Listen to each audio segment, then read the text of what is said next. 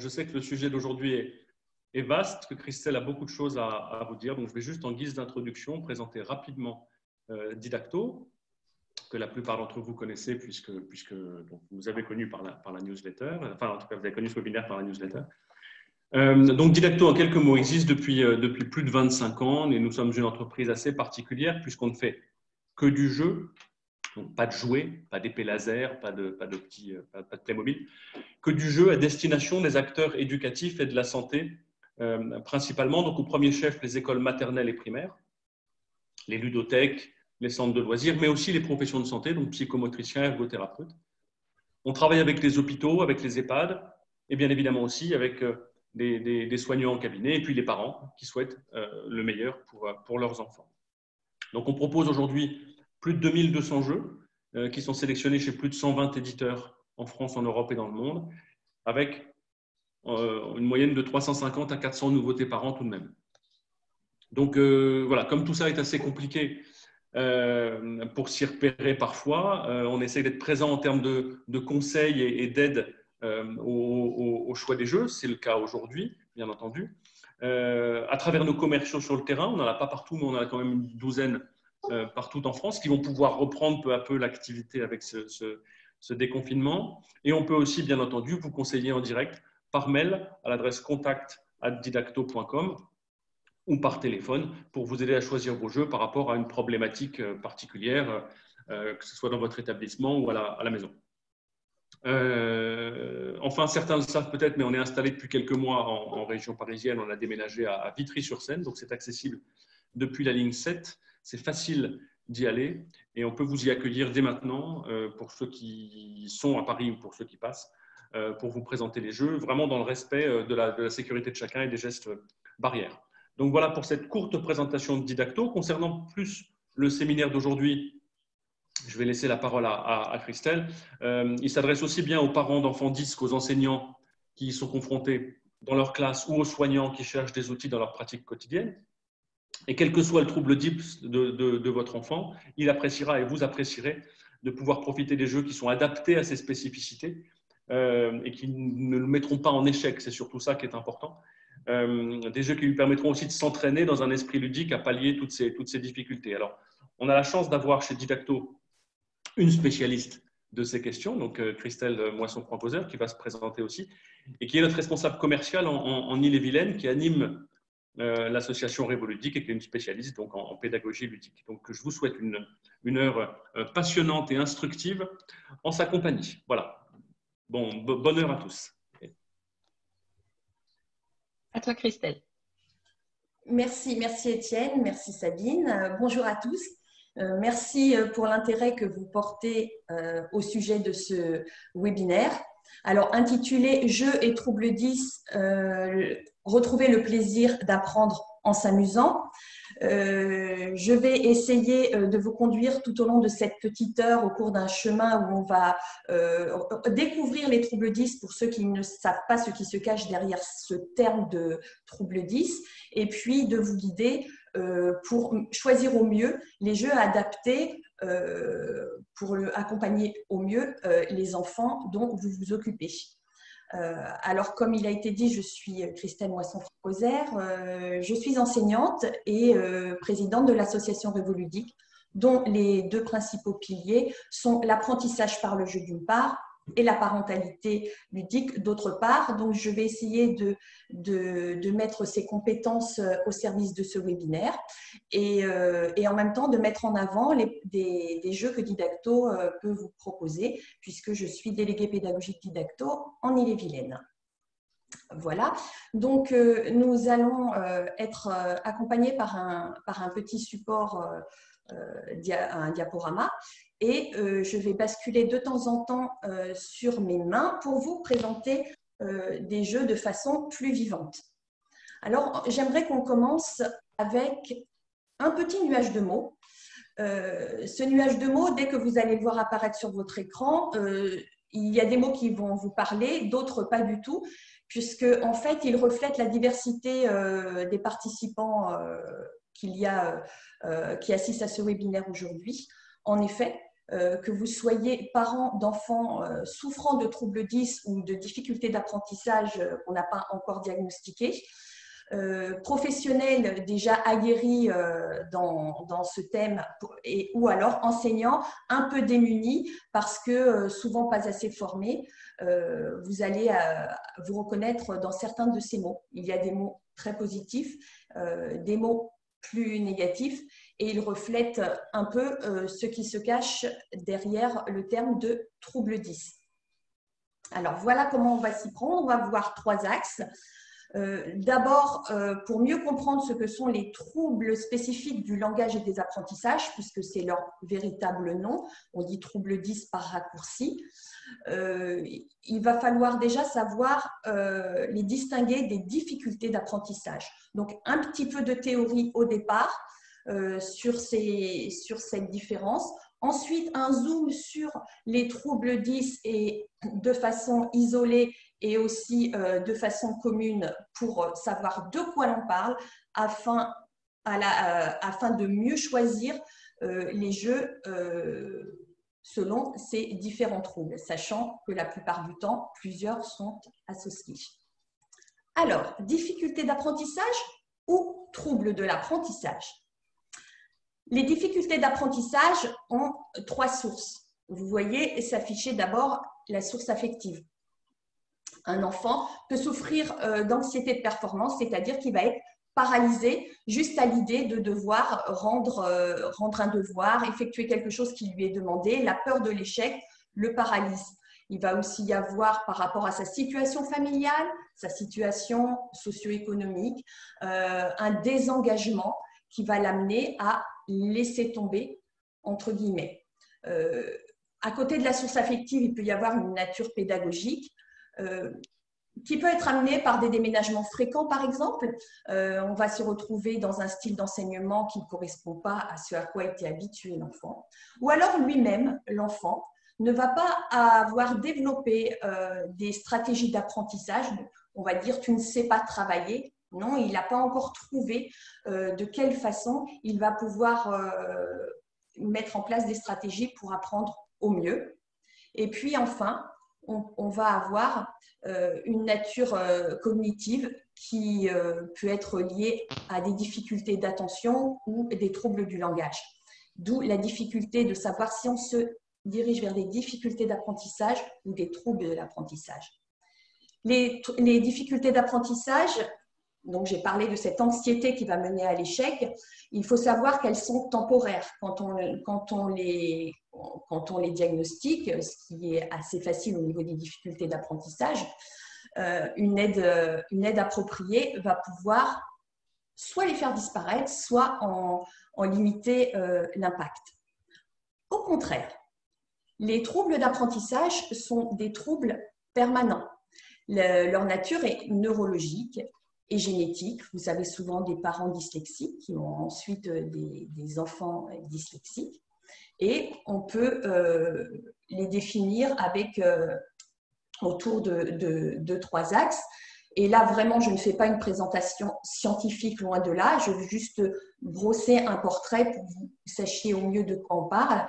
Les enfants qui souffrent de troubles d'apprentissage ont des difficultés d'acquisition et de traitement de l'information. Certains apprentissages ne vont pas être automatisés, qui concernent la lecture, les gestes. On va le voir au niveau des troubles, de certains troubles plus spécifiquement. Et pourtant, ces enfants montrent souvent une grande motivation.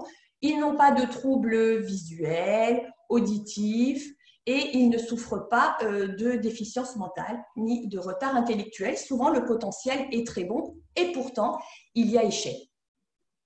Les difficultés sont persistantes et on va avoir des stratégies compensatoires parce que comme on ne peut pas y remédier de façon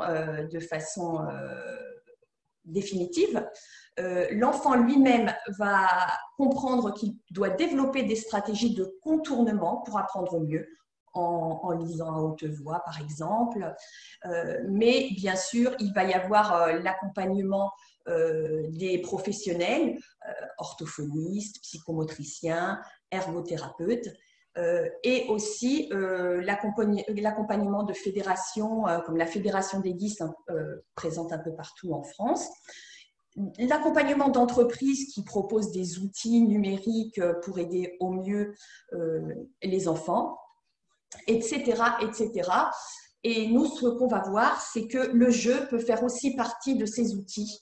Par la motivation qu'il entraîne, il peut être aussi un outil pour trouver des stratégies de compensation à ces troubles d'apprentissage. Alors, zoom sur ces troubles. Vous voyez apparaître pourquoi on dit trouble 10, tous ces troubles 10, et une petite définition. Pour chacun, je vais revenir sur chacun de ces troubles en les mettant par catégorie.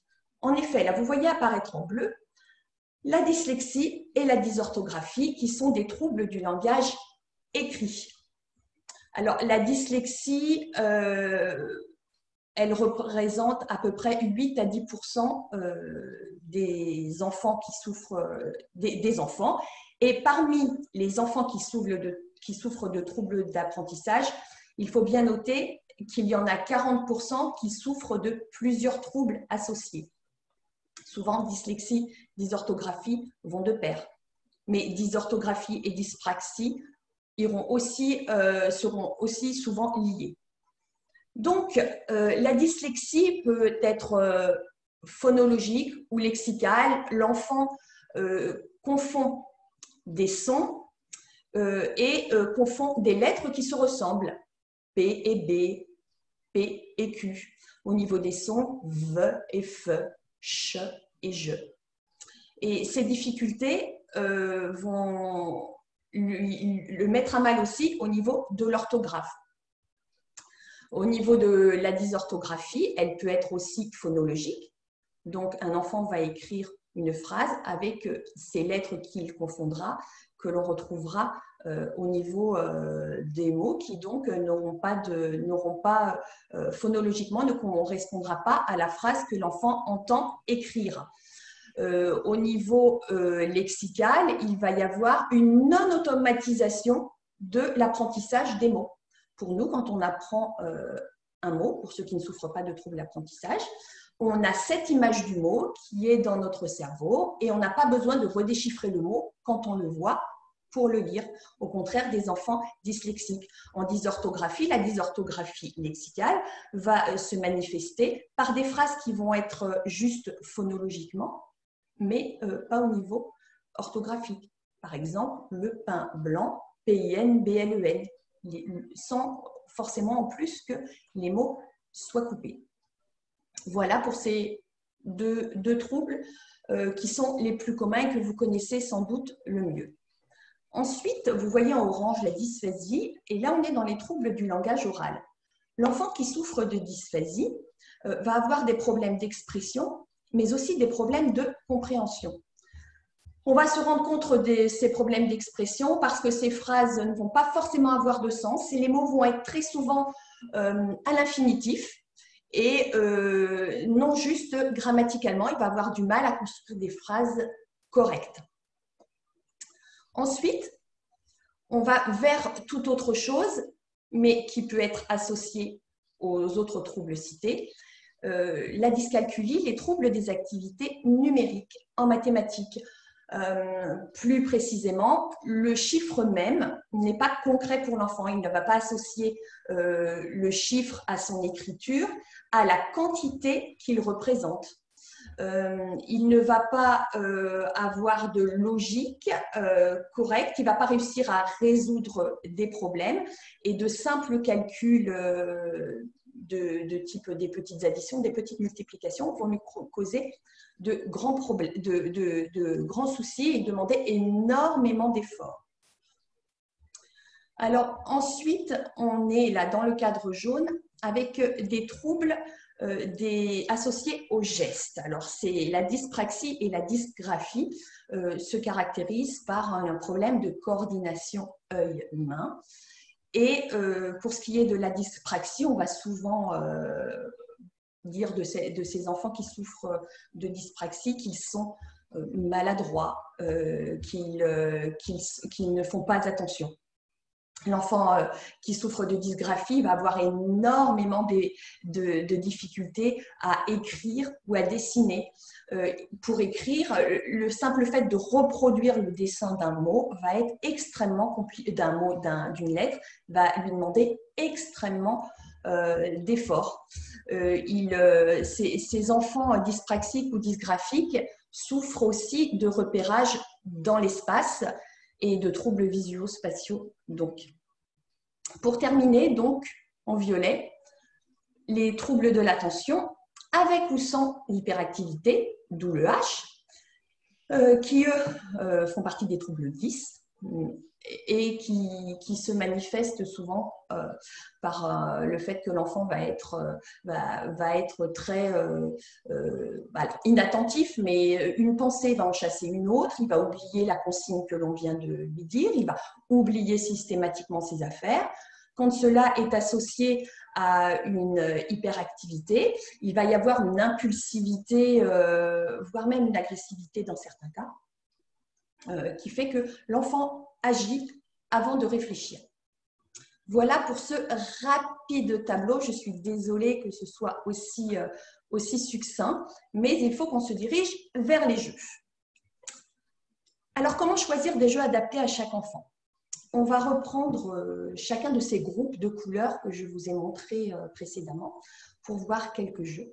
La liste ne va pas être exhaustive puisqu'il y en a énormément. Ce que je voudrais vous donner, ce sont des clés pour qu'à partir d'une mécanique de jeu, je ne vais pas expliquer complètement les règles des jeux que je vais vous montrer, mais je voudrais vous montrer quelques mécaniques pour vous aider à choisir au mieux des jeux, et ils sont très nombreux dans le catalogue de Didacto, vous pourrez vous en rendre compte vous-même. Alors j'ai mis jeux éducatifs et jeux de société, ça c'est un petit peu mon dada, c'est-à-dire que je distingue un peu les deux, je vais essayer de vous faire un mix, et il faut toujours être attentif au profil de l'enfant, que ce soit un enfant qui souffre de troubles 10 ou pas, par rapport au type de jeu. Les jeux éducatifs vont plus être orientés apprentissage, bien qu'on trouve de plus en plus de jeux éducatifs avec des mécaniques ludiques vraiment fantastiques qui font que le jeu ressemble à un jeu de société. Et certains enfants vont être complètement allergiques aux jeux éducatifs. Ils vont se dire, je donne déjà tellement d'efforts à l'école que je ne veux pas en donner en plus à la maison, si c'est pour être utilisé à la maison. Donc là, je vous fais un petit mix avec des jeux qui peuvent ressembler plus à des jeux de société. Et puis, dans un second temps, on verra aussi quelques jeux qui concernent toute la famille ou alors tout le groupe classe, quels que soient les troubles d'apprentissage. Donc, on va d'abord voir ce qui concerne donc, notre groupe troubles du langage écrit, dysorthographie et dyslexie, des jeux qui vont nous permettre de travailler, même si j'aime pas trop ce mot quand il s'agit de jeux, la lecture. Donc, toutes les capacités sollicitées par la lecture, l'attention, la mémoire, l'attention qu'elle soit visuelle, qu'elle soit auditive, jouer avec les mots, jouer avec les phrases, jouer avec la grammaire, jouer avec les sons. Ce que je vous ai choisi aujourd'hui, vous le découvrez donc sur cette page. À chaque fois, vous allez avoir une petite bulle où il y aura écrit des mots. Quand il y a écrit des mots, ce sont des jeux que je vais vous montrer. Vous allez recevoir un petit document, un guide, où vous retrouverez justement cette petite bulle qui vous indiquera si c'est un jeu que j'ai montré ou si c'est un jeu, comme vous allez le voir ensuite, là, tout de suite, à voir aussi. Voilà. Donc, je remonte. Et nous voilà donc à cette première démo.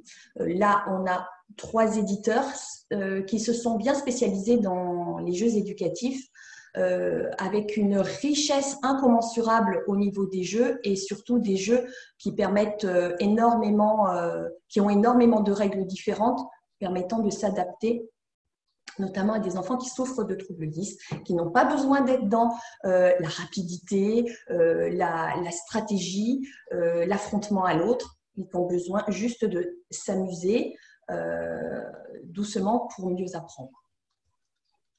Donc, on va voir quelques-uns de ces jeux. Ensuite, c'est de la chez Gigamic. Je vous partage tout de suite mon écran pour vous montrer ces jeux.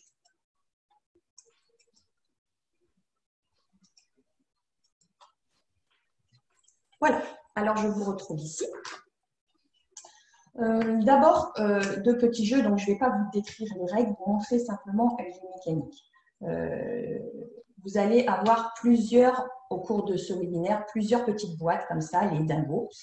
Toute cette série de jeux chez Vidacool extraordinaires, souvent créés par des professionnels, que ce soit des enseignants, que ce soit des orthophonistes, et qui ont l'avantage d'avoir toujours beaucoup de règles et en même temps une autocorrection possible par l'enfant. Et puis des nouveaux petits jeux chez Nathan que j'aime particulièrement. Alors, commençons avec Sylladango. Juste vous montrer les cartes. Voilà, on a des cartes avec des lettres ou des syllabes.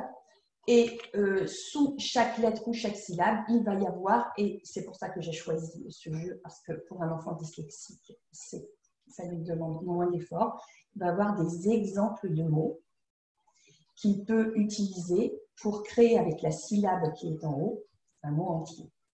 Voilà, par exemple, je pioche dans la main de mon copain le te et je regarde et là je vois que j'évite. Hop, j'ai formé un mot. Voilà, autocorrection.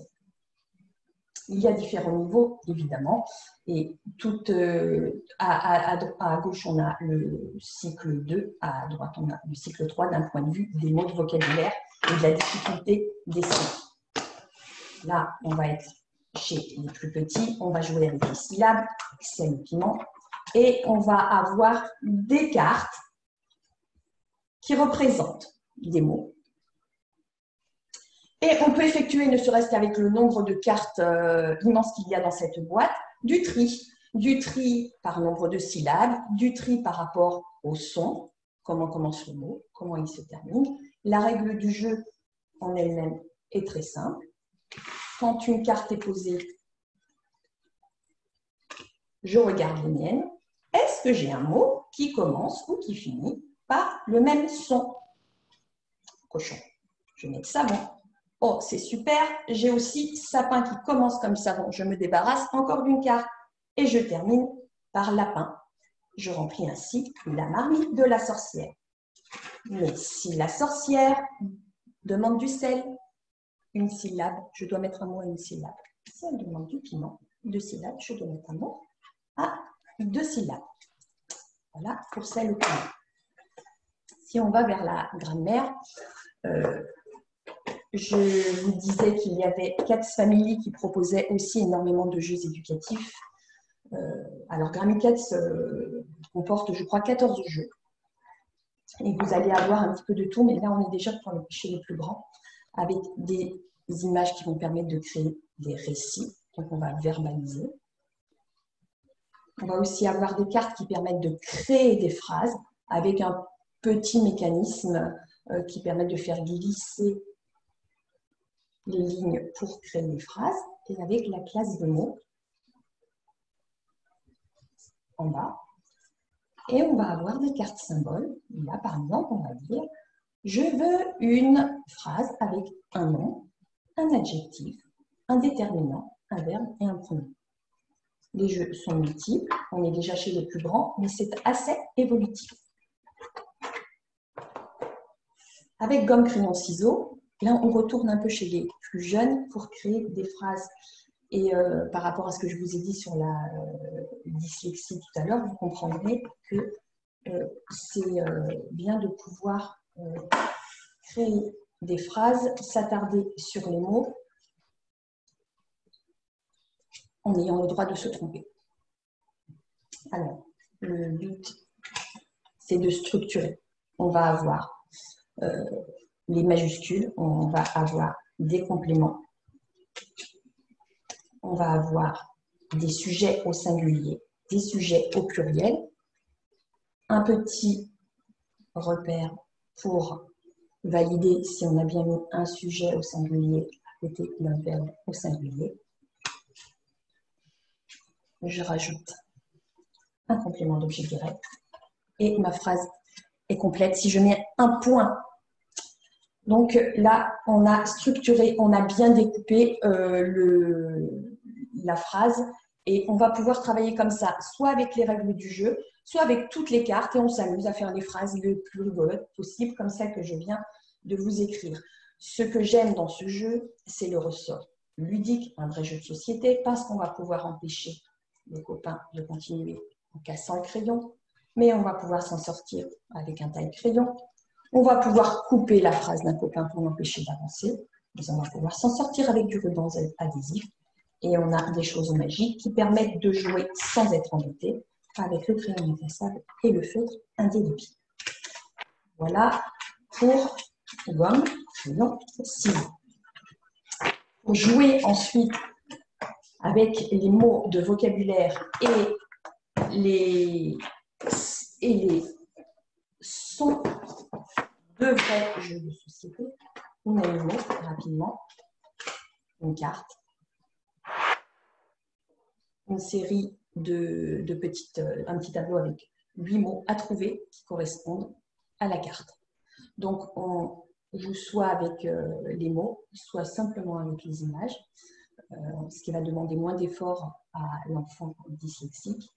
Et on va essayer de trouver. On n'est pas obligé de mettre le sablier parce que ce n'est pas la peine de stresser l'enfant qui va avoir du mal à écrire les mots qu'il aura trouvés. Plus on aura de mots en commun avec les autres joueurs, plus on gagnera de points. Mais toutes les règles se changent et on adapte les règles aux besoins de l'enfant. Chrono, plus difficile pour les plus grands. Au niveau du travail sur le vocabulaire, le champ lexical, excellent. J'ai des cartes, je dois faire deviner un mot. Par exemple, je fais deviner bain.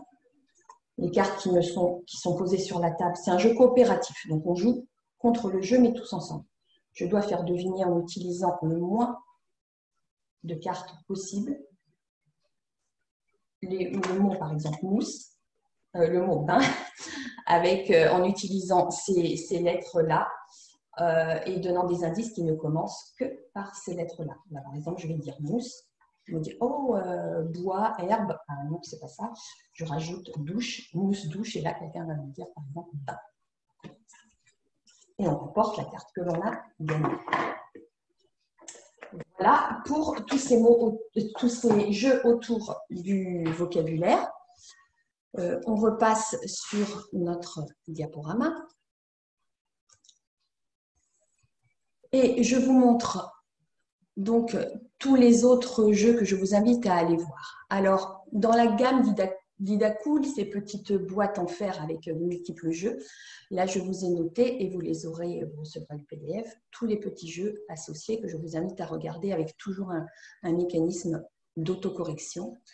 La magnifique collection Tam Tam chez Abludis, alors que ce soit en maths ou en français, on a des grandes cartes visuellement très très agréables et avec les mêmes principes, là pour ce qui est du Tam Tam Safari, de jouer avec les syllabes. Et je vous invite aussi à voir ces autres jeux, je n'ai pas le temps de les développer aujourd'hui. Et notamment, attention à la gamme Ouzou, où on a les défis lecture là, mais on a aussi des boîtes en mathématiques extrêmement intéressantes. Passons aux troubles du langage. Alors là, on va aller voir des jeux pour raconter des histoires, mais aussi mimer, parler, s'exprimer, en ayant du temps pour le faire et pas en étant dans la compétition. Donc, les jeux que je vais vous présenter, je vous invite à y jouer de façon coopérative. Allons-y. Alors, moi, j'aime bien associer ces 3 jeux en atelier en fonction du profil des enfants, en fonction des profils des familles, quand ce sont des familles. Mais il y a quand même une différence notable entre chacun. Speech, vous aurez speech conte de fées pour les plus petits. On va avoir des cartes qui sont le support d'histoire. Voilà. on nous ramène des émotions, différentes cartes. Et puis, chacun à son tour, on pose une carte, par exemple, et on commence une histoire. Ou alors, on fait tous ensemble, collectivement, une histoire avec toutes les cartes posées sur la table. Là, on a un support visuel. Là, on passe plus à quelque chose qui est plus du point de vue symbolique. Ce que je vous invite à faire, ce que j'ai fait, puisque c'est un petit peu plus difficile pour les enfants qui ont du mal à s'exprimer, à exprimer leurs idées, c'est d'avoir un petit support image en imprimant cela en très grand, en l'affichant ou en le posant sur la table avant de jouer. Comme vous voyez, il y a différentes catégories. Il y a les émotions, les actions, le fantastique. On tire les dés et à tour de rôle, on prend un dé, on commence une histoire, on la continue, ou on joue tout seul en créant l'histoire que l'on va ensuite raconter aux autres. Pour les enfants dyslexiques qui ont du mal à structurer leur discours, je pense que comment j'ai adopté un dragon, comment j'ai adopté un gnou, peut-être aussi très bien. On a des thèmes qui nous sont suggérés par le dépendance au départ. Par exemple, si j'ai fait 1 et 4, je peux faire 14. Comment j'ai appris à voler? Ça ne dit pas trop ce thème. Je préfère faire 41, la révolte des nains de jardin. Alors, ce sont toujours des thèmes un peu drôles. Et là, on va avoir des dés que l'on va lancer qui vont aider à la structuration du récit. Parce qu'on va avoir, quand j'étais petit, en plus, et là, paf, tu veux mon avis? Voilà.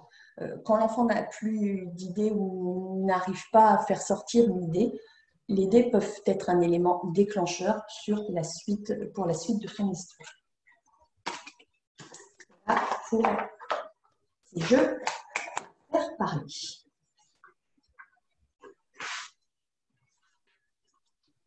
Je regarde l'horloge. Donc, on a vu ces 3 jeux. Je vous invite à aller voir aussi, alors les story cubes sont un peu comme ce que je viens de vous montrer sur les images idées.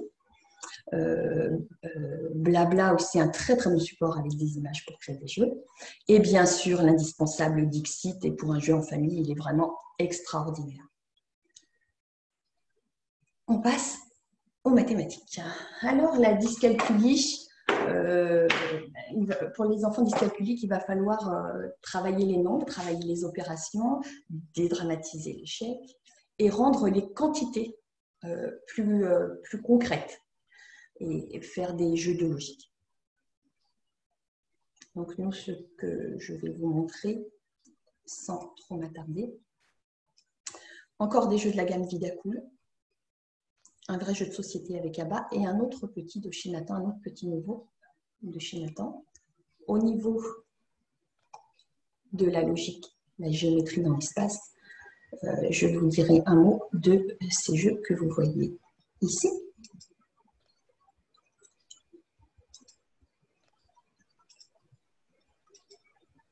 Voilà. Donc, je vous disais que ces petites boîtes en fer avaient de la ressource, les dingos. Juste pour vous montrer, parce qu'on n'a pas, vous voyez un petit peu la taille des boîtes. La Fracto Dingo, par exemple, c'est que 3. On va avoir des fractions, pour les plus simples, des fractions réductibles associées à la représentation numérique de la fraction, associées à l'écriture en lettres de la fraction. Je choisis ça pour vous montrer que, encore une fois, comme tous les jeux Vidacool, c'est autocorrectif. Là, j'ai 3 pirates qui ont la même tête. Donc, j'ai bien 3 cartes qui vont ensemble. Et là, l'enfant peut valider avant de dire « Voilà mon pli, c'est bon, j'ai trouvé, j'ai réussi à associer 3 écritures d'une même fraction. » Donc, toujours énormément de possibilités. Rami, chenille, bataille. Le rami laisse plus de temps aux enfants parce qu'ils sont dans la compétition, mais ils ont le temps. Ils ne sont pas stressés parce qu'il faut abattre des cartes pendant que d'autres enfants sont aussi en train d'abattre plus rapidement les leurs. Calcul au dingo, on va être sur des additions. Pas le temps de tout montrer.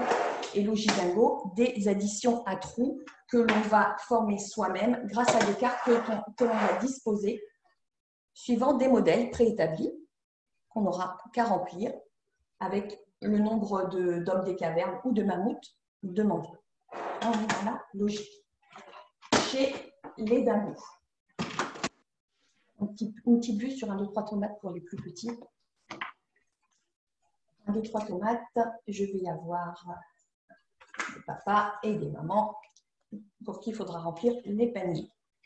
Les papas ne veulent que des fruits jaunes, les mamans ne veulent que des légumes rouges. Je dois remplir les paniers. J'ai le chiffre, j'ai la quantité que je peux dénombrer pour les enfants dyscalculiques, très important, et j'ai en main des cartes. Des cartes assez grosses, bien solides, où je peux dénombrer.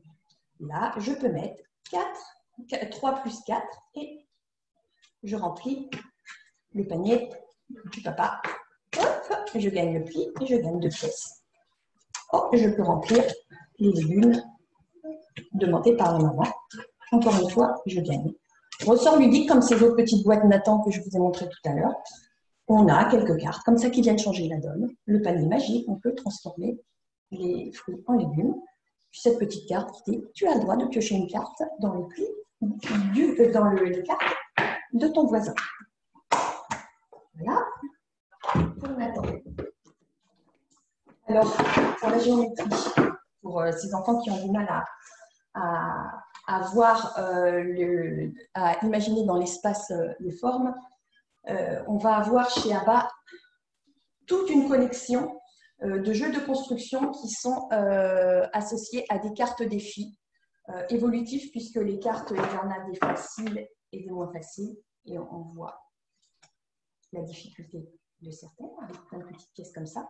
Et les boîtes à bas peuvent être combinées entre elles pour former de nombreux jeux de construction. On a chez Djeco toute une collection comme ça. Celle-là, c'est Cubissimo, où on a aussi des cartes. Et là, ce que j'aime bien par rapport à l'évaluation de la quantité, c'est qu'en dehors du fait qu'on va travailler les volumes et essayer d'assembler selon des défis qui sont donnés, avoir donc ensuite l'image dans l'espace de la face, l'arête, le sommet. On va aussi avoir les quantités, on va pouvoir plus facilement travailler les airs notamment. Je ne peux pas montrer un host quand même, le gagne ton papa ou le gagne ton maman qui va permettre. Alors pourquoi je le choisis avec ce catamino génial, c'est parce que pour ne pas stresser l'enfant dyscalculique qui va mettre un peu plus de temps, on a des cartes défis où chacun va devoir remplir son tangram, en quelque sorte, avec un nombre de pièces différents selon le niveau. Donc, on va pouvoir jouer avec l'enfant, on va pouvoir mettre des enfants de différents niveaux, et puis chacun va devoir remplir sa part de plateau. Énormément de jeux de construction, c'est à l'intérieur de cette boîte. De cette superbe boîte. Voilà pour les quelques jeux que je voulais vous montrer, même s'il y en a beaucoup d'autres. Voilà ce qu'on a vu. Et ce que je vous invite aussi à aller voir. Donc, il y en a d'autres chez Pizzacool. Je vous avais parlé des éditions Ouzou tout à l'heure. Donc, on a addition et soustraction avec, ils ont mis des petites réglettes, type réglettes qu'on utilise dans la pédagogie cuisinière avec l'évaluation de la quantité. Donc, je vous invite vraiment à aller voir ces boîtes de chez Ouzou. Et puis, à Bludis encore, énormément de jeux tam-tam pour travailler avec des cartes au visuel très attrayant, les mathématiques. On va passer aux troubles de la coordination. Les troubles du geste, là, on n'est pas dans quelque chose qui va se vivre seulement à l'école. La dyspraxie, ça commence dès le lever, l'habillement, au petit déjeuner. Donc, on a les outils et on a les jeux. On va essayer de développer, de prendre des jeux où on va développer la motricité fine, la coordination œil-main, la précision des gestes. Et on va donc avoir, et là je suis plus dans les outils, mais je voulais quand même vous les signifier. Pourquoi je vais vous montrer de près. Donc des gestes où on guide des jeux, des outils où on guide le geste pour les enfants dysgraphiques notamment, ou alors où on aide grâce à des cartes tactiles, la mémoire kinesthésique à se mettre en place et à se souvenir du geste de la forme de la lettre grâce au geste. On va avoir quelque chose qui est plus ludique là, c'est tout ce qui concerne le visio-spatial. Donc là, par contre, je vais vous montrer quelques jeux très intéressants pour travailler le repérage dans l'espace pour les enfants dyspraxiques et dysgraphiques. Et puis, là, je passerai peut-être dessus. Vous connaissez tous ces outils qui permettent de travailler les fermetures, tout ce qu'on trouve sur des habits, ce qu'on trouve sur des boîtes, etc. Et puis, la motricité pour les plus petits, ça, si j'ai le temps, je vais vous le montrer. Donc, on repart sur les jeux. Et donc, quand je vous parlais, justement, je vous ai montré ça pour les poinçons. Un poinçon applique suivant un modèle. Et pourquoi je le mets en parallèle avec cette ardoise? C'est parce que dans les deux cas, le geste est, c'est pas seulement un exemple, mais le geste est contenu dans un canal. Notamment sur ces superbes tablettes, il y en existe plusieurs avec différents graphismes. Le trou est assez profond pour permettre à l'enfant de mémoriser le geste en restant dans le canal. Voilà, donc ça, c'est des outils, mais je voulais vous montrer parce que pour les enfants dysgraphiques, avoir le geste qui est guidé est très important. Ensuite, bien sûr, on a des jeux de ce type-là pour les plus petits, où on a un petit crayon, hein, on a un petit crayon magnétique et il faut emmener la boule, les petites billes suivant un circuit. Donc pour les plus petits, pour la motricité fine, très intéressant aussi, en premier geste de pré-écriture, de pré-graphisme. Alors pour le repérage, je disais, dans l'espace, on a plusieurs choses chez vous là qui sont vraiment très très bien. Je vous en montrer deux. Là, Logic Farm, vous voyez, on a toujours un petit plateau, une carte, et il faut réussir à remplir ce petit plateau en ayant mis préalablement les cartes comme elles sont demandées sur mon premier petit défi. J'ai placé. Il me reste à placer le chien, la maison et le canard. Il faut toujours que le chien soit devant la balle. Il faut toujours que la maman canne soit devant les petits bébés. Tout simple. Il faut toujours que la maison soit devant son chemin. Donc là, c'est extrêmement simple, mais il y a beaucoup de défis et il y a une évolution. Et c'est autocorrectif. Si on reste chez nous là et qu'on va toujours dans ces jeux de logique, de représentation spatiale, Logic Farm bien plus difficile parce que là, on est en 3D et on va avoir donc des maisons à placer toujours porte-fenêtre et toit, selon des défis qui sont donnés, 3 types de défis. J'ai toujours une vue de face et une vue d'en haut. Donc là, c'est assez facile, même couleur, juste reproduire la maison. D'en haut, ça donne ça. Après, j'ai plus difficile parce que je suis sur un quadrillage, donc je dois me repérer dans le quadrillage. De face, ça doit prendre de ça. Et les défis les plus durs, je mélange les couleurs. Voilà, extrêmement intéressant, très évolutif. Très bien pour le repérage dans l'espace. Il y a de nombreux autres que je vais vous montrer, mais là, je vais juste vous montrer Crazy Cups parce que voilà, je bascule beaucoup de jeux éducatifs, jeux de société. Jeux de société très connus, beaucoup connus chez les enseignants qui d'ailleurs, il y a même des versions avec des plus gros gobelets. Et on a des cartes qui montrent des objets de la même couleur que les gobelets et positionnés soit horizontalement, soit verticalement. Il faut être le premier à reproduire le schéma donné par la carte. Voilà, je voulais vous montrer, je ne vais pas oublier quand même, cette petite beauté de chez Janot. Voilà, là, on est plus petit pour la motricité. Alors, on dirait que c'est un 8 de motricité tout simple, mais en fait, c'est un plateau qui n'est pas plat, comme vous le voyez. Et c'est l'enfant qui crée son plateau. On peut y jouer à plat, c'est recto verso. On peut y jouer à plat sur la table, créer un chemin, un repérage dans l'espace, et ensuite créer son petit parcours de motricité. On retourne sur le diaporama. Voilà, on a terminé par le rallye du RSI. Et je vous invite aussi à aller voir ces différents outils pour la dysgraphie qui permettent de mémoriser le geste d'une façon différente. Là, les graphes-guides, il y a aussi un canal pour guider la main. Et puis, bien sûr, tout ce qui concerne les jeux avec des pinces, qui sont nombreux sur le site de Didacto pour travailler la motricité fine. Et puis, tous les jeux de lassage, évidemment.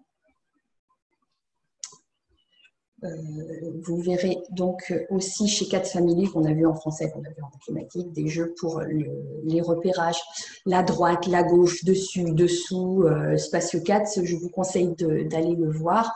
Et puis ne mange pas la consigne parce qu'on va mêler gestes, mimes, de nombreuses choses qui vont faire bouger l'enfant. On passe aux troubles de l'attention. Alors, pour les troubles de l'attention, ce que je vais vous montrer, c'est des jeux qui vont permettre à l'enfant de se concentrer et donc d'apprendre à réfléchir avant d'agir. On va, alors, ils sont légion, les jeux, vous devez en connaître, mais les jeux en famille ou entre amis, des jeux où on doit, entre deux cartes, trouver quel est le point commun le plus rapidement possible, ou trouver dans une image un élément qui est sur une carte à côté. Bon, il y a énormément de règles. Et c'est vrai que ça donne un peu envie de jouer à tous parce qu'il y a toujours des petites variations qui sont assez sympas. Et je vais vous en montrer quelques-uns. Voilà, donc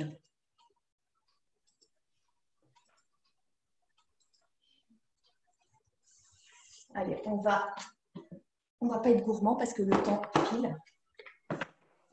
Alors, je vais mettre en comparaison Catch It et Circus Picnic. Catch It, on ne va pas l'ouvrir, la boîte parle d'elle-même, pour les plus petits, très chouette, des gros dés en bois. On lance les dés, la G bleu, poids et chien. La carte, des petites cartes rondes qui sont disposées sur la table, la carte que je dois attraper est celle du chien bleu avec des poids. Même principe pour les plus grands avec Circus Picking. Là, on est un peu chez Où est Charlie parce que c'est plus petit et on va avoir des cartes comme ça qui vont être mises sur la table. On lance les dés, il va falloir trouver la carte qui a à la fois ce que représentent les deux dés verts, mais qui n'a pas ce que représente le dé rouge. Donc là, il faut que je trouve la carte qui a à la fois un tambour et des quilles, mais qui n'a pas les balles de jonglage, en l'occurrence, celle-là.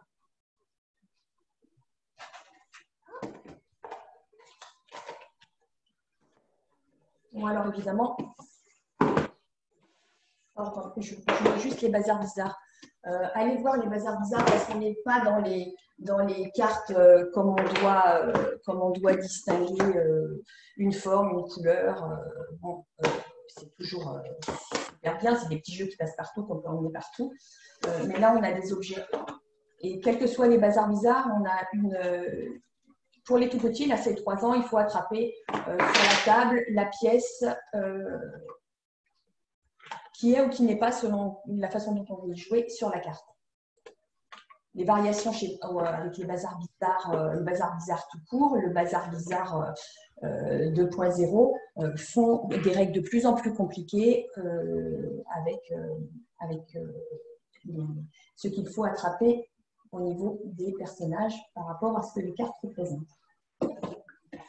Un petit œil sur Toutime que vous avez découvert si vous avez assisté au webinaire d'hier sur les nouveautés, juste pour vous montrer qu'on n'est pas toujours obligé de distinguer des formes, des couleurs, mais avec Toutime, on peut aussi avoir la notion. Et c'est très important pour les enfants qui souffrent de troubles 10 de mettre à l'épreuve les autres sens. Est-ce que c'est chaud? Est-ce que c'est froid? Est-ce que c'est sucré? Est-ce que c'est piquant? Est-ce que c'est salé? Est-ce que ça sent mauvais? Est-ce que ça fait du bruit? Et on a des cartes comme ça qui donc vont pouvoir répondre pas seulement à une caractéristique. Là, si j'ai le jaune, je peux mettre jaune. Mais si j'ai mon bonhomme de neige, je peux le mettre aussi sur froid. Je ne suis pas obligée de mettre blanc parce que j'ai du blanc. Voilà. Très riche. Je vous conseille particulièrement. Je ne vais pas sortir les autres.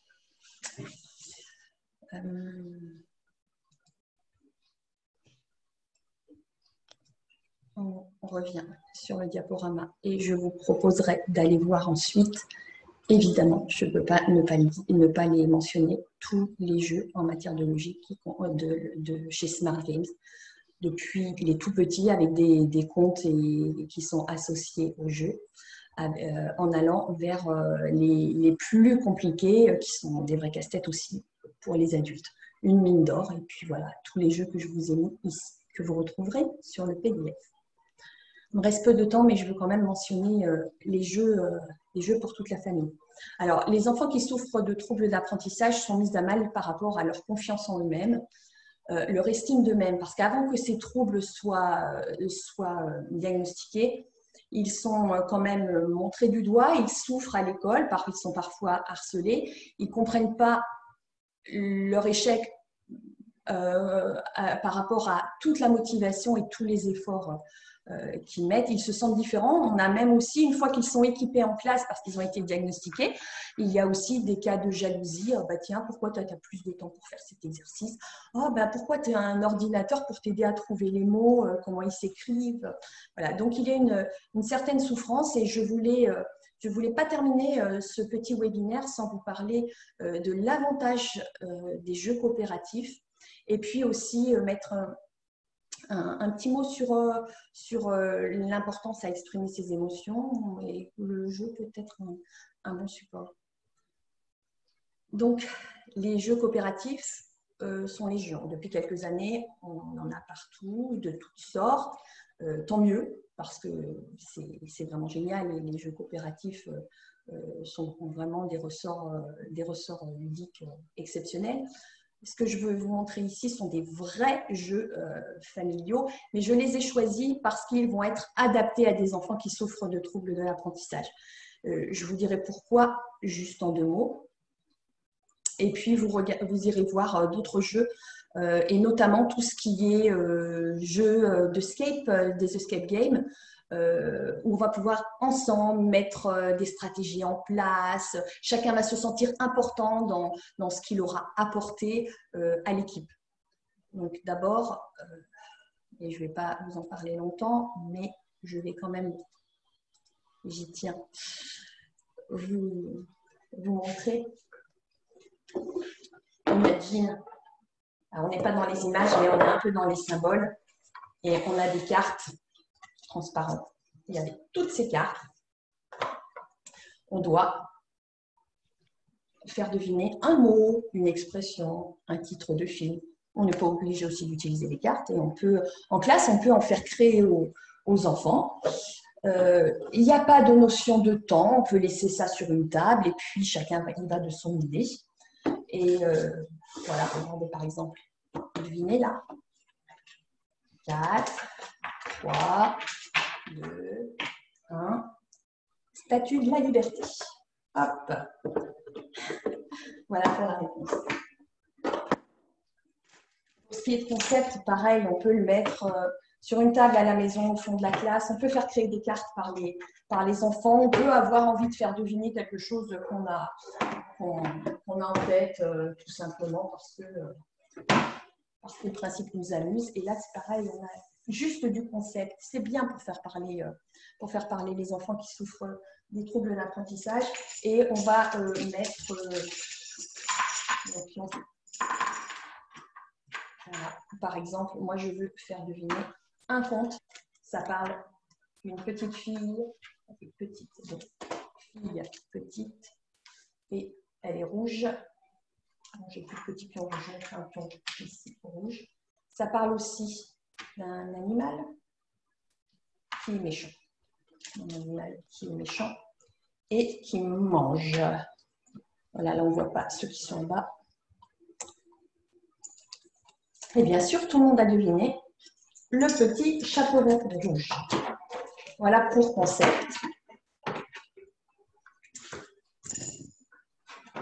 Puis je terminerai avec le trésor des lutins. Deux choses. Il marche bien chez les petits, mais il marche aussi très bien chez les grands. Il marche très bien en cycle 3. C'est un petit jeu tout simple au niveau coopération. Mais voilà, on a un tableau à double entrée. On dispose des clés sur ce tableau à double entrée en fonction de ce que nous aurons donné les dés. Triangle violet, je ne suis pas du tout, hop, etc., etc. Et ensuite, on va construire un chemin. On pioche des cartes. On construit un chemin tous ensemble, de façon coopérative, pour aller récupérer les clés. Les clés, on va les déposer à chaque fois qu'on les récupère ici, pour ouvrir, on ne voit pas très bien, un trésor. Mais de temps en temps, on pioche un dragon.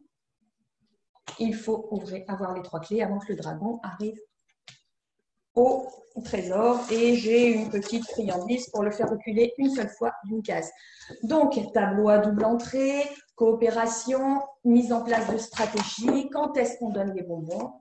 Bref, beaucoup de choses à travailler tout en s'amusant avec ce jeu du trésor des lutins. Voilà pour le trésor des lutins. Pour ça, c'est terminé. J'aurais bien voulu aller un petit peu plus loin. Je vais en profiter tant que je suis sur la caméra là pour vous montrer au niveau des émotions, comme je vous ai dit, il fallait aussi faire exprimer ces émotions. 2 petits jeux. Les méli-mémos de chez Lily Pool, vous allez avoir des mémos. Des mémos avec des cartes à associer. Une émotion. Et puis la ronde des émotions, on est de retour chez Cats Family. Énormément de jeux, une dizaine de jeux possibles autour de, par exemple, voilà, jouer aux 7 familles, la famille joie, jouer au mime, jouer à exprimer ses émotions avec des cartes qui sont proposées. Extrêmement riche. Par contre, je ne peux pas vous montrer, mais je vais vous montrer sur le diaporama ce que je vous conseille au niveau des émotions. Voilà, ce que l'on a vu. Voilà, donc je vous invite, alors si vous êtes enseignant ou même parent et que vous connaissez Le Monstre des couleurs, ce fabuleux album, je vous invite à aller voir Je découvre les émotions, donc plus au niveau de l'atelier, donc peut-être plus pour les enseignants, et un chouette jeu coopératif, Le Monstre des couleurs, où on doit, où on peut, on n'est pas obligé, mais où on peut faire exprimer aux enfants ce qu'ils ressentent. À chaque fois qu'on tombe sur la joie, la colère, ou se faire parler d'un moment où on a vécu cela. Oui, j'arrête. C'est bon. C'est bon, j'ai entendu Étienne. Peut-être que c'est on sonne le gong. Voilà, c'est tout. J'espère que vous aurez trouvé des petits trésors parmi tous ces jeux et que ça pourra répondre à certains de vos besoins.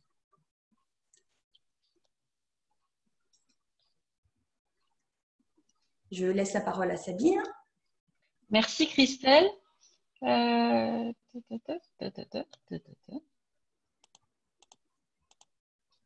va essayer de revenir toutes les deux. Voilà. On va peut-être revenir toutes les deux là, comme ça, Christelle. Voilà. Bah, merci beaucoup pour cette présentation, Christelle. C'était super clair. Enfin, moi, j'ai tout bien compris. On va regarder un petit peu ensemble les questions. Alors, je ne sais pas. Je vous laisse un petit peu noter vos questions. Et puis, Christelle va pouvoir vous y répondre en direct. Bah, écoute, a priori, Christelle, c'est beaucoup de remerciements. Merci beaucoup. Merci à vous. J'étais un petit peu rapide. Je suis désolée si parfois j'ai parlé trop vite. Non, écoute, là, c'est bon, tu arrives à voir les questions en même temps, Christelle? Ouais. Oui.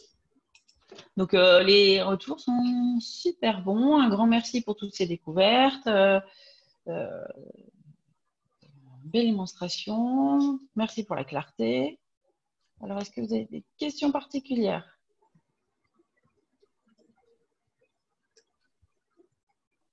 Alors, je pense peut-être qu'il faut déjà digérer peut-être ce plein d'informations, d'abord d'un point de vue théorique, parce que tout le monde n'était pas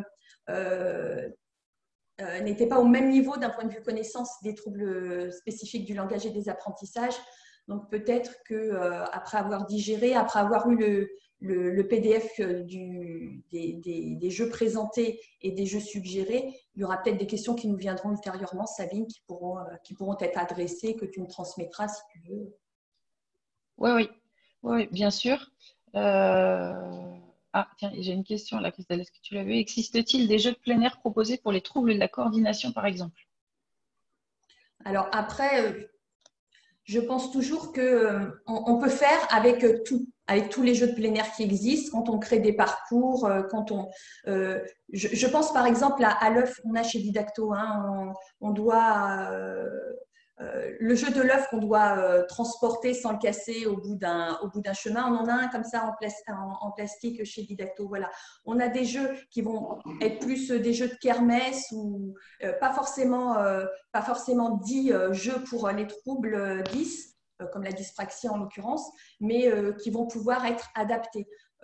Moi, avec mon association Révoludique, je suis beaucoup de serious gaming, c'est-à-dire du changement de règles, de détournement de règles. Donc, ce que je vous invite à faire, c'est de prendre des ressources qui vous parlent, des ressources ludiques qui vous parlent et d'essayer de transformer en fonction du public que vous avez et surtout de ne pas les diriger seulement vers ces enfants parce qu'ils souffrent ainsi, mais de se dire, ce jeu, il va plaire à tout le monde et lui, en plus, ça va lui faire travailler sa coordination. Voilà. Je te laisse voir les questions si tu peux y répondre. Oui, alors je me dis. Pour réussir à tout faire défiler. Hein. Il y avait tellement de messages. Oui, je vois quelqu'un qui suggérait le jeu du parachute. On peut faire plein de choses avec le jeu du parachute. Et qu'il soit en rond, qu'il soit en long. Il y en a qui sont proposés sur le site de Didacto. Mes jumeaux sont tous les deux TDAH. J'ai beaucoup de mal à les faire jouer. Jeu non fini, dispute, décrochage. Pourtant, je sais qu'ils peuvent apporter beaucoup. Peut-être mon approche n'est-elle pas la bonne. Eh ben, déjà, je vois que dans votre message, vous dites jeu non fini. Hein, en fait, ce n'est pas grave. On consacre 10 minutes. Et là, je vous ai proposé des jeux où on peut avoir 10 minutes. 10 minutes, 5 minutes. Voilà, on a juste donné des clés pour que l'enfant puisse avoir 5-10 minutes avec vous. Alors après, c'est plus des animations que je fais au niveau de la parentalité ludique. Comment accorder 5-10 minutes qui vont permettre à l'enfant d'un seul coup d'être reboosté parce que son réservoir émotionnel va être regonflé à bloc et qu'on lui aura accordé ces 5-10 minutes. Et si ce n'est pas fini, ce n'est absolument pas grave. Voilà. Alors, ben voilà. J'ai une personne qui nous fait bien la conclusion ou la suite en disant, voilà, on a quelqu'un qui nous demande, prévoyez-vous des webinaires d'1 heure sur un seul 10 afin de montrer plus spécifiquement les jeux présentés? Oui, tout à fait. Donc là, c'était déjà un premier webinaire avec Christelle pour un ensemble de 10 et pour un petit peu quelques pistes pour un petit peu tout le monde. Mais voilà, dans un deuxième temps, nous avons prévu d'organiser d'autres webinaires avec plusieurs spécificités ou des thèmes plus précis. Voilà. Christelle, oui, parce que ajouter quelque chose? Voilà, parce qu'en développant un peu plus les jeux, je peux donc, en revenant sur la question précédente, vous montrer comment détourner. Voilà, parce qu'on sait qu'une partie, si elle n'est pas finie, ça peut engendrer pour les autres participants de la colère, de la frustration, ils ne vont pas rejouer après. Donc, comment est-ce qu'on peut aussi faire du serious gaming en utilisant des jeux qui vont permettre d'avoir des stratégies de contournement pour les enfants qui souffrent de troubles d'apprentissage. Donc oui, on a prévu faire d'autres webinaires avec d'autres thématiques ou des thématiques plus spécifiques. N'hésitez pas. Vous avez mon adresse mail. Donc moi, je suis sabine.damez@didacto.com pour nous faire des retours en disant voilà, on aimerait bien avoir plus de précision sur tel thème. Ça peut aussi nous donner des idées sur les thématiques à venir. Notre organisation et à réadapter nos jeux, oui. Alors aujourd'hui, c'était pas spécifiquement dans le confinement, on avait sur les, on va dire de façon générale les 10, mais on a organisé des webinaires là dans la semaine spécifiquement sur les jeux en maternelle et en élémentaire qui étaient tournés sur l'atelier, des jeux pour jouer tout seul en respectant les règles barrières. Donc, si vous voulez recevoir les webinaires qui correspondent, faites-moi un petit mail et je vous enverrai le lien et le catalogue si vous n'avez pas pu participer à ces webinaires-là. Sabine, j'aimerais répondre à une petite question qui vient de se glisser. Là, je suis en TPS-PSMS. J'aimerais une liste de jeux essentiels pour ma classe, un peu comme prévention de ces troubles. Alors, je voudrais juste vous alerter sur prévention de ces troubles, puisqu'en fait, on peut parler de diagnostic de ces troubles, mais pas de prévention, puisque de toute façon, s'ils doivent être là, ils seront là. Mais on peut, parmi les jeux que je vous ai donnés, dont vous aurez le PDF, justement, trouver des jeux qui vont permettre à l'enfant, dès tout petit, d'avoir des stratégies de contournement par rapport à ces difficultés. Voilà, ce sera plus des stratégies de contournement plutôt que de prévoir un trouble comme s'il n'allait pas arriver.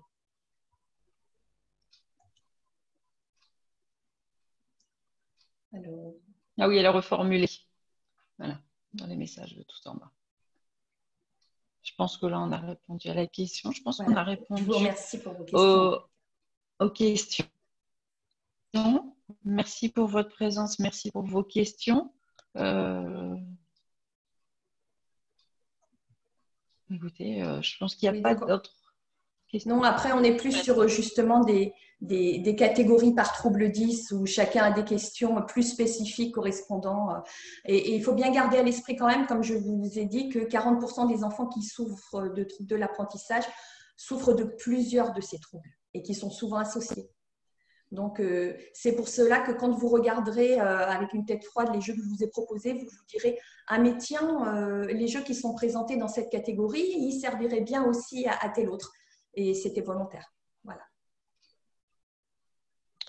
Bon, je crois que merci Christelle. Je pense qu'on a répondu aux questions. J'ai bien noté en fait vos demandes sur les d'autres webinaires. N'hésitez pas à nous faire un petit retour par mail. On va vous envoyer par mail parce que là j'avais gardé tout le catalogue avec tous les jeux sur le site. Merci beaucoup. Je pense qu'on a Je pense qu'on va pouvoir fermer cette session et vous remercier beaucoup. Vous souhaitez une bonne fin de journée. Je pense qu'on a... Un grand merci. Un grand merci à vous. Un grand merci pour votre attention. Et puis, si d'autres questions reviennent, vous revenez vers nous. Merci Christelle. Bonne fin de journée à tous. Au revoir.